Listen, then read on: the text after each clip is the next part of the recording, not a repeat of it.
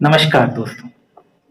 आज मैं आप सबके सामने एक वेरी इंपॉर्टेंट टॉपिक के साथ उपस्थित हुआ हूं। मैं बात करूंगा लीगल नोटिस, विधिक नोटिस क्या होती है ये और इसका क्या इस्तेमाल होता है। देखिए दोस्तों, वैसे तो आप सब ये जानते होंगे कि जब भी कोई मनी डिस्प्यूट फंस जाता है या कोई व्यक्ति हमारी बेइज्जती करे या मानहानि करे सार्वजनिक तौर पर, हमारे रिश्तेदारों के मध्य हमारी मानहानि करे, या फिर हमने किसी से वित्तीय लेन देन किया, किसी से पैसों का आदान प्रदान किया, लेन देन किया, या चेक बाउंस से पहले की स्टेज, यानी हमने किसी को पेमेंट किया, उसने चेक से पैसा दिया और वो पैसा चेक बाउंस हो गया तो उसने हमें जो है पैसा देने से मना कर दिया, तो भी हम लीगल नोटिस भेज सकते हैं। देखिए, legal notice basically criminal matters में नहीं भेजा जाता।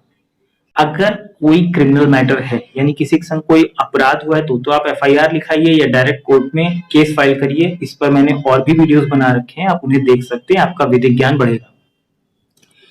इस वीडियो में मैं बात करूंगा लीगल नोटिस की, विधिक नोटिस की आवश्यकता क्या होती है। देखिए, अगर मान लीजिए आप डाइवोर्स केस फाइल करने जा रहे हैं फैमिली कोर्ट में, तो जिस पक्ष के अगेंस्ट आपको डाइवोर्स का केस फाइल करना है, वो केस फाइल करने से पहले आप उन्हें लीगल नोटिस भेज सकते हैं, विधिक नोटिस भेज सकते हैं। या किसी ने आपका पैसों का नुकसान कर दिया हो तो आप उस पर मुकदमा करने से पहले उसे लीगल नोटिस भेज सकते हैं। किसी ने आपकी मानहानि कर दी हो तो आप कोर्ट में केस फाइल करने से पहले एक लीगल नोटिस उसे भेज सकते हैं।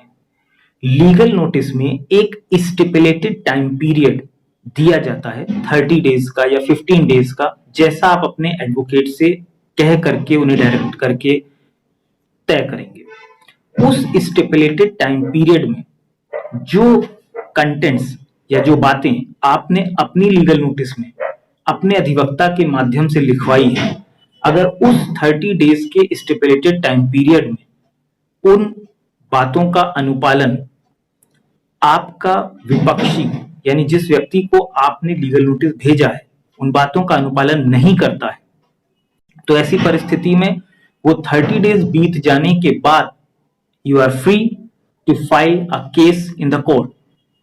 आप पूर्ण रूप से स्वतंत्र हैं, आप उसके अगेंस्ट न्यायालय में मुकदमा कर सकते हैं। अब हम देखेंगे लीगल नोटिस का स्वरूप क्या होता है। तो दोस्तों, मैं बात कर रहा हूं लीगल नोटिस की। ये है लीगल नोटिस, ये आप देख सकते होंगे, यहां सबसे ऊपर टॉप पर लिखा हुआ है लीगल नोटिस, विधिक नोटिस।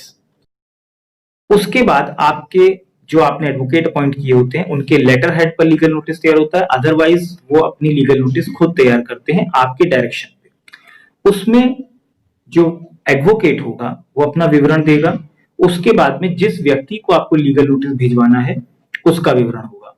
उसके बाद आपके एडवोकेट आपके बारे में बतौर योर क्लाइंट, मींस अपने क्लाइंट के बारे में लिखेंगे कि मेरा क्लाइंट कौन है और उसकी क्या स्थिति है, क्या स्टेटस है। उसके बाद इस लीगल नोटिस में कंटेंट्स होंगे, वो कंटेंट्स जिसके संबंध में आपने आरोप लगाया हो या आपका कुछ भी डिस्प्यूट से संबंधित मैटर हो, वो सारा मैटर यहां पर होगा। उसके बाद दोस्तों, जो सबसे इंपॉर्टेंट पॉइंट आता है, जो मैं बात कर रहा था स्टिपुलेटेड टाइम पीरियड की, वो आप यहां लिखोगे stipulated time period of 30 days. साथ में आपके एडवोकेट अपनी जो लीगल नोटिस को भेजने की फीस होगी वो मेंशन करेंगे, और उसके संग ये मेंशन करेंगे कि इस लीगल नोटिस का कॉपी संभाल कर रखिएगा, इसका एक कॉपी मेरे क्लाइंट के पास भी मौजूद है, और वक्त जरूरत पर काम आने पर न्यायालय में ये प्रस्तुत किया जाएगा आपके अगेंस्ट। उसके बाद एडवोकेट अपना डिटेल वहां पर भेजेंगे। उसके बाद ये लीगल नोटिस रजिस्ट्री के माध्यम से आपके विपक्षी को तामील कराई जाएगी, यानी भेजी जाएगी, और अगर वो उसका अनुपालन नहीं करते हैं देन आप मुकदमा कोर्ट में दाखिल कर सकते हैं। तो दोस्तों, ये आपने जाना कि लीगल नोटिस क्या होता है और उसे हम किस प्रकार से इस्तेमाल कर सकते हैं, और उसको भेजने से हमें क्या लाभ हो सकते हैं। किसी भी मुकदमे को दाखिल करने से पहले, खासतौर से सिविल नेचर के मुकदमे दाखिल करने से पहले लीगल नोटिस जरूर दें। धन्यवाद दोस्तों।